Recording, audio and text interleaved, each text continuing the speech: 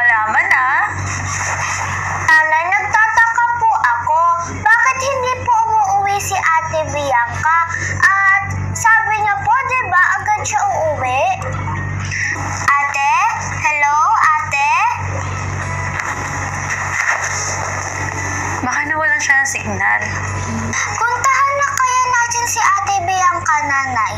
Sorry, anak, ha. Marami pa kasi akong ginagawa sa trabaho. Madami pa akong dapat ayusin. Tingin ko sa teacher mo. Namatay po si Lola ko. Ha?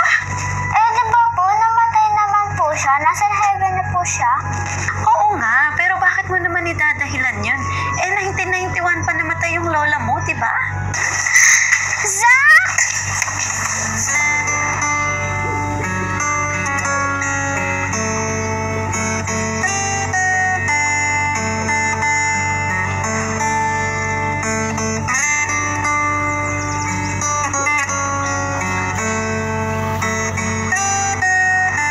Zach, my best friend, na-miss kita. Pero bakit hindi ka nagpakita sa akin ng bakasyon? Na tayo ng 3. Bali, 4 kasama natin si Ruru. Huwag mo muna isipin yon. Balang araw, makukumpleto tayo ulit. Tsaka, alam mo ba, Angel, may bago na tayong classmate? Ha?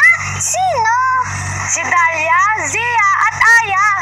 Hi, Angel! I'm Dalia, the most prettiest girl in the world! Hi, I'm Zia, the most cutest, and I'm her best friend. Zach, sumama ka muna sa amin, please.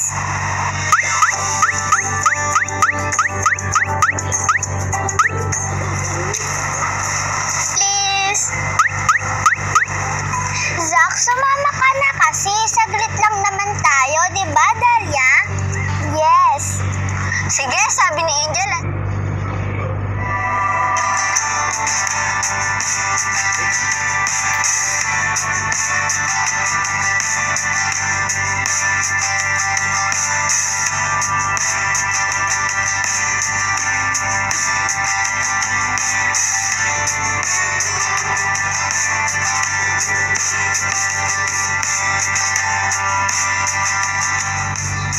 Miss Jane, mukhang stress ka dyan, ah. Yan na, nag-aalala ako sa company. Bumababa yung sales natin. Yes, Miss Jane, 60% sales yung bumagsak sa company natin. Sa tingin mo kaya, bakit bumababa?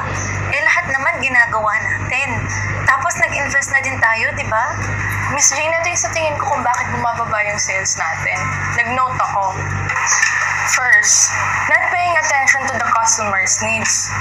Miss Jane, kailangan natin malaman kung ano ba talaga ang kailangan ng mga customers natin. Planning is useless if our business lose touch with our customers and fail to identify what they really need. Nasisiyan pa ba sila sa products and services natin? Are they asking for more features and benefits? Do they still love our products? Miss Jane, kailangan na natin baguhin ang marketing strategy natin. Second, marketing and sales are not aligned. Sales and marketing should collaborate in every move, otherwise, it affects sales, and sales depend on marketing efforts and strategies.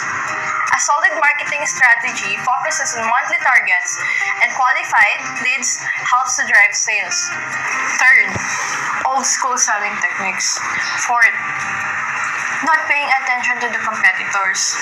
Halos mga competitors natin nag-launch sila ng new product that tops all the current competitors. Hindi mo na yun napapansin, Miss Jane, at pinawalang bahala mo na rin. You need to know how your competitors move all the time so that we can take